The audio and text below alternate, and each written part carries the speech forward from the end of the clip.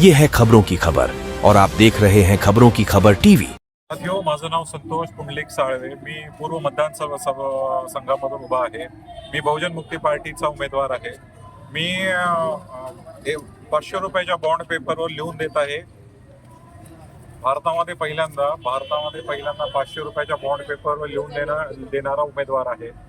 आम्ही जे काही मी याचे घोषणापत्रामध्ये मी याच्यामध्ये वादे केलेले आहे किंवा हे 100% मी पूर्ण करेल. जर मी हे पूर्ण नाही केले तर तुम्ही मला यामध्ये कोर्टामध्ये मला हे करू शकता. माझा सगळ्यात पहिला मुद्दा जो आहे 100% जाती आधारित जनगणना झाली पाहिजे आणि प्रत्येकाला त्याच्या लोकसंख्येच्या आधारावर त्याला आरक्षण मिळालं पाहिजे. दुसरा जो सगळ्यात महत्वाचा मुद्दा आहे तो मराठा आरक्षणाचा आहे.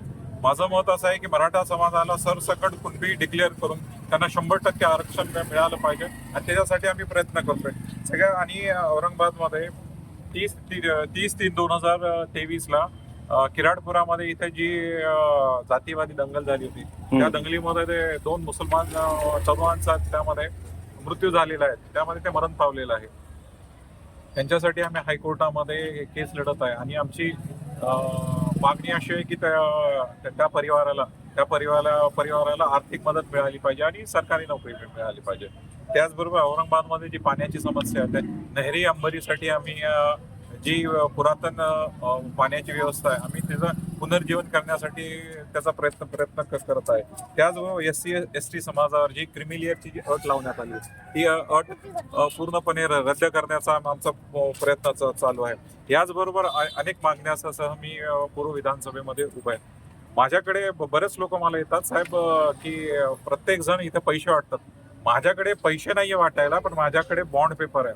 जर मी जे काही मी कमिटमेंट करतोय किंवा मी ज्या मुद्द्यांवर लढतोय मी जर त्या मुद्दे पूर्ण नाही केले मी निवडून आल्यावर जर मी ते मुद्दे पूर्ण नाही केले तुम्ही मला या बॉन्ड पेपरच्या आधारे तुम्ही मला कायदेशीर कारवाई करू शकता. माझी सर्व बंधू भगिनींना पूर्व विधानसभेतील सर्व बंधू भगिनींना एकच विनंती आहे की कुठल्याही धार्मिक आर्थिक आमिषाला बळ न पडता आपली बुद्धी जागेवर ठेवून तुम्ही मतदान करा. मी तुम्हाला माझं एक परत आव्हान करतोय. मी ह्या घोषणापत्रामध्ये मी जे काही मुद्दे मांडलेले आहेत तुम्हाला ते मुद्दे जर पटत असेल तर तुम्ही नक्की 20 तारखेला 28 नंबरच्या बटन दाबून मला मतदान करा. सर, पूर्व से अभी इतने कैंडिडेट खड़े हुए, आपको लगता है कि आप श्योर है सर और आप सब काम कर पाएंगे? आप जो बॉन्ड के बेसिक पे जो बतला रहे सबका आह्वान कर रहे हैं कि मैं बॉन्ड के बेसिक पे ये सब खड़ा उतरूंगा, तो आपको पब्लिक का साथ मिल रहा है सर? सर, पब्लिक का साथ मुझे अच्छी तरह से मिल रहा है सर. आज तक पूरे इंडिया में किसी ने बॉन्ड पेपर पे लिख के नहीं दिया. मैं बॉन्ड पेपर पे इससे लिख के दे रहा हूँ कि मैं पिछले 10 साल से मैं सोशल वर्क में हूँ मैं. और ये मुझे खड़ा करने का ये मेरा नहीं, ये जनता ने मुझे खड़ा किया, मेरे पार्टी ने मुझे खड़ा किया है. अगर मैं अपने वादों पे कायम नहीं होता तो आप भले आपका जूता रहेगा और मेरा सर रहेगा. इसके लिए मैं बॉन्ड पेपर पे लिख के दे रहा हूँ. मैं जो भी कर रहा हूँ मैं छाती ठोक के कर रहा हूँ. और नारेगांव का जो कब्रिस्तान का जो मुद्दा है हम पिछले 10 साल से उसके लिए लड़ रहे हैं.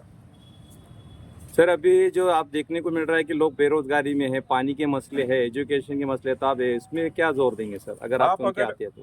हाँ जी सर, आप अगर मेरा घोषणा पत्र देखेंगे उसमें हमने साफ तौर पे लिखा है एजुकेटेड अनएजुकेटेड हो गए, उसमें महिला हो गए, उनको उनकी काबिलियत के हिसाब से सरकारी और गैर सरकारी नौकरी में प्रावधान की हम पूरी तरह से कोशिश करेंगे. चलिए सर, आपका आह्वान करिए पब्लिक को और आपकी निशानी और आपका बटन नंबर बोलिए. मैं पब्लिक से इतना ही आह्वान करूंगा कि आपके लिए जो आधी रात को लड़ सकता है, जो आपके लिए आधी रात के लिए लड़ सकता है, आपके साथ खड़ा हो सकता है, आप उसको मतदान कीजिए. मेरी निशानी है खटिया. यह व्यवस्था घटिया है, इसका विकल्प खटिया है. मेरा नंबर है 28. आने वाली 20 तारीख को 28 नंबर में बटन दबा के मुझे आप जिताइए. की खबर न्यूज चैनल को सब्सक्राइब कीजिए और उनको आगे बढ़ाइए. थैंक यू सर हमारे चैनल में.